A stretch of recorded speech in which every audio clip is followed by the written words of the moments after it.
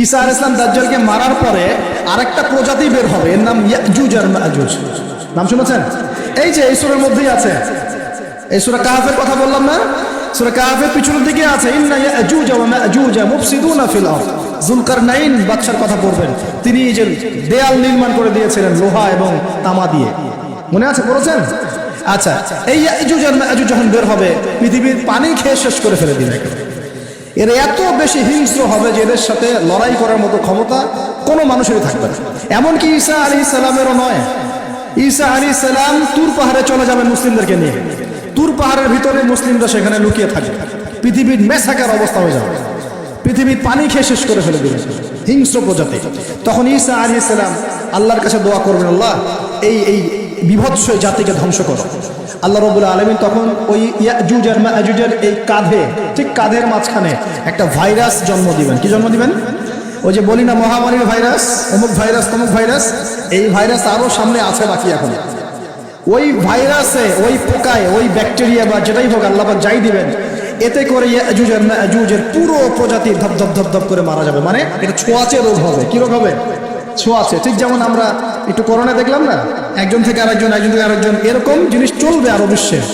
আর এখনকার নতুন রিসার্চ হচ্ছে ওই সাইবেরিয়া অঞ্চলের যে বরফগুলো আছে না, ওর নিচে এই 1 লাখ বছর, 1.5 লাখ বছর, 2 লাখ বছর আগের ভাইরাসগুলো নতুন করে জায়গা শুরু করেছে। হ্যাঁ, এগুলো বিজ্ঞানীরা বলছেন যে এগুলো আবার কোন দিন জানি পৃথিবীতে আত্মপ্রকাশ করা শুরু হয়। সবকিছুই ঘটবে। বিশ্বটার খুব রহস্য আছে, বিশ্বটার অনেক রহস্য আছে। আল্লাহ পাক এগুলো খেলার ছলে সৃষ্টি করেন নাই, পরীক্ষা। লিয়াবলুয়াকুম আইয়ুকুম আহসানু আমালা, আল্লাহ পাক বলেছেন। এরপরে ইয়াজুজ আর মাজুজের সব প্রজাতি মারা যাবে। নবীজি বলছেন জমিনে কোনো জায়গায় ফাঁকা থাকবে না, সমস্ত জায়গাতেই ওদের দেহ পড়ে থাকবে। আল্লাহু আকবার। এরপরে ঈসা আলাইহিস সালাম আল্লাহকে বলবেন, আল্লাহ জমিনটাকে পবিত্র করে দাও। আল্লাহ পাক কি করবেন জানেন?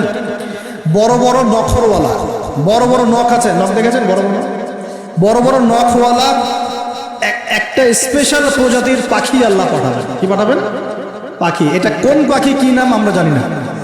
ঠিক এরকম করে এই এক শ্রেণীর পাখি আল্লাহ পাঠাবেন যাদের নখগুলো খুব বড় বড় হবে, বিশাল বিশাল নখ। এই নখগুলো দিয়ে তারা দেহগুলোকে উঠাবে, উঠিয়ে নিয়ে কোথায় যে ফেলে দেবে আল্লাহ ভালো জানে। সুবহানাল্লাহ, আল্লাহু আকবার। আল্লাহ পাক বিশ্বে কত কি বাকি রেখেছেন এখন। এরপরে আল্লাহ পাক কি করবেন জানেন? আল্লাহ পাক বৃষ্টি বর্ষণ করবেন। এত বেশি বৃষ্টি হবে, এত বৃষ্টি হবে, জমিন ধুয়ে পরিষ্কার হয়ে যাবে। হাদিসে আসছে জমিন একদম চকচক করবে, জমিটা পরিষ্কার হয়ে চকচক করতে থাকবে। এরপরে কারণ ওই ভাইরাস তো ধুইতে হবে না, ভাইরাসকে ধুয়ে সাফ করতে হবে। তারপরে ঈসা আলাইহিস সালামের সময়ে বলা হচ্ছে, তার সময়ে একটা ডালিম, ডালিম দেখেছেন কিনা? আনার, ডালিম। এই ডালিমের যে খোসা হয় না, এই ডালিমের খোসার নিচে একটা পুরো পরিবার আশ্রয় নিতে পারবে। কি বুঝলেন? এত বড় বড় ফল হবে, এত বরকত হবে জমিনের মধ্যে। কখন বরকত হয়? যখন একটা জনপদের অধিবাসীরা আল্লাহর সামনে আত্মসমর্পণ করে, তখন আল্লাহ বরকত দেয়। আমরা কি আত্মসমর্পণ করছি? এই জন্যই তো অর্থনৈতিক মন্দা চলছে। এমনি এমনি নাকি? সুদ খাচ্ছেন, দিব্যি ঘুষ খাচ্ছেন, দুর্নীতি করছেন, জেনা করছেন, মানুষের সম্পদ আত্মসাৎ করছেন, মাপে কম দিচ্ছেন, আবার নামাজও পড়ছেন, মাশাআল্লাহ। তো বরকত থেকে আসবে। তো বরকত কখন আসে? যখন একটা কম আল্লাহর সামনে সম্পূর্ণ আত্মসমর্পণ করে। একটা ডালিম হবে, এটা রূপকথা নয়, এগুলা গান গল্প বলছি না। এই প্রতিটা কথা আল্লাহ পাকের ওহী থেকে আসছে, এর একটা কথা মিথ্যা হবে না ইনশাআল্লাহ তাআলা। বিশ্ববাসীরা দেখবে একটা ডালিমের নিচে একটা পরিবার আশ্রয় নিতে পারবে। এত স্পেসিফিকলি বলা হয়েছে হাদিসগুলোতে। নবী সাল্লাল্লাহু আলাইহি ওয়াসাল্লাম বলেছেন যে 10 জন ঘোড়সওয়ার, কয়জন ঘোড়সওয়ার? 10 জন ঘোড়সওয়ার বের হবে ইমাম মাহদীর সময়, যারা খোঁজ নিতে যাবে যে দেখি দাজ্জাল বের হয়েছে কিনা। ঘোড়ায় করে খোঁজ নিতে যাবে, দেখি দাজ্জাল বের হয়েছে কিনা। ওই 10, নবীজি বলছেন আমি ওই 10 জনের নামও জানি, ওদের বাবার নামও জানি। সুবহানাল্লাহ। এত স্পেসিফিক জ্ঞান দেওয়া হয়েছে আল্লাহর পক্ষ থেকে নবী সাল্লাল্লাহু আলাইহি ওয়াসাল্লামকে। তার হাদিস থেকে বলছি ডালিমের নিচে পরিবার আশ্রয় নিতে পারে। তো অনেকে হয়তো হাসবে, কি বলে উল্টা পাল্টা কথা, তাই না? নাস্তিকরা মনে করতে পারে যে হাসবে, আরে হাহারি এক দিয়ে রেখে দেবে। এখন মানুষ ফেসবুকের মতো চিন্তা করে, ফেসবুকের মতো হাসে, ফেসবুকের মতো কাঁদে। মানুষ এখন রোবটিক হয়ে গেছে। ঠিক আছে? আচ্ছা, তো এরপর কি?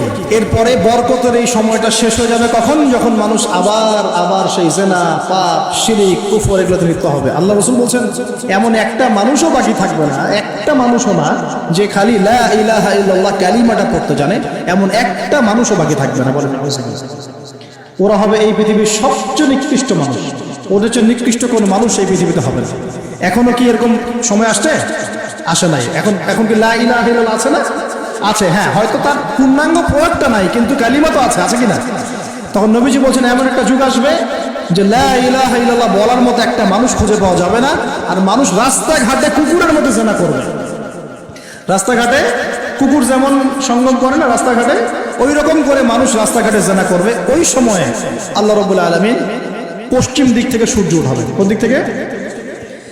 সূর্য সত্যি সত্যি পশ্চিম দিকে উঠবে। পৃথিবী একদিকে ঘুরছে না এখন, কে জানে আল্লাহ পাক পৃথিবীর ঘূর্ণন থামিয়ে উল্টা দিকে ঘোরাতে পারেন না? অবশ্যই পারেন। আল্লাহ পাকের জন্য এটা খালি বলা, কুন ফায়াকুন, হও হয়ে যাও, ব্যাস। আমি কয়েকদিন আগে রিপোর্ট দেখেছি, পৃথিবীর নিচে কিন্তু আগুনের স্তর আছে। আচ্ছা, জানেন তো পৃথিবীর নিচে আগ্নেয়গিরিগুলো আছে। পৃথিবীর ভিতরে একটা ঘূর্ণন হয়, সেই ঘূর্ণনের দিক পরিবর্তন হচ্ছে দিন দিন, এমনটা রিপোর্ট এসেছে। দেখেন, আপনি ইন্টারনেট ঘাটাঘাটি করেন। আর অনেকে রিপোর্ট করছে যে পৃথিবী আগে যে গতিতে ঘুরতো, এখন পৃথিবীর ঘূর্ণন গতি একটু বেড়ে গেছে। দেখেন রিপোর্ট দেখে, ঘূর্ণন গতি বেড়ে যাওয়ার মানে হচ্ছে টাইম দ্রুত পাস করবে। আর শেষ জামানার হাদিস এটাও আছে, সময় দ্রুত পাস করবে, আছে না? এটা হাদিস আসছে। তো প্রিয় ভাইরা, এই সময়ে মানুষ খারাপ হওয়া শুরু করার পরে এমন খারাপ হবে, আল্লাহর নাম নেওয়ার মতো কোনো মানুষ থাকবে না, আল্লাহ আল্লাহ বলার মতো কোনো মানুষ থাকবে না। তখন পশ্চিম দিক থেকে সূর্য উঠবে। কিভাবে কিয়ামত হবে? নবীজি বলছেন একজন ব্যক্তি পানি খাওয়ার জন্য পাত্রটাকে মুখের সামনে নিবে, পানি গিলতে পারবে না, কিয়ামত হবে। إذا وقعت الواقعة ليس لوقعتها كاذبة القارعة ما القارعة وما أدراك ما القارعة عما يتساءلون عن النبأ العظيم। কত সূরা আছে কিয়ামত সংক্রান্ত, পড়ে দেখেন। ইযা যুলজিলাতিল আরদু জিলজালাহা ওয়া আখরাজাতিল আরদু আথকালাহা ইযা শামসু কুবিরাত ওয়া ইযা নুজুমু কাদারাত। এই সূরাগুলো পড়ে দেখেন। আম্মা পাড়ার শেষ পাড়াটা, যেটা 30তম পাড়া, এর সূরাগুলো পড়ে দেখেন। কিয়ামত চোখে দেখতে পারবেন ইনশাআল্লাহ। সিংহায় ফুঁক দেওয়া হবে।